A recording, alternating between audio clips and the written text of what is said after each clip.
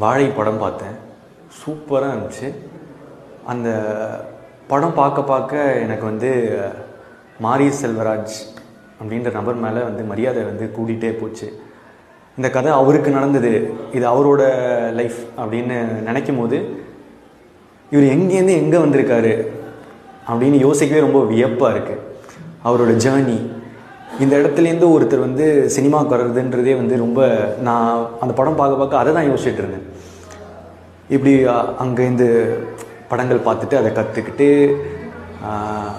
இங்கே வந்து திருப்பி சினிமா லேர்ன் பண்ணி இங்கே ஒரு படம் எடுத்து அவருக்கு நடந்தது எல்லாமே ஒரு ஒரு வாய்ஸாக வந்து இங்கே இப்போது சொல்லிகிட்டு இருக்கிறது எல்லாமே ரொம்ப வியப்பாக இருக்குது. எனக்கு வந்து அவர் மேலே ஒரு ஹியூஜ் ரெஸ்பெக்ட் வந்து வந்திருக்கு. Like I have immense respect on Mari Selvaraj sir. Anyway.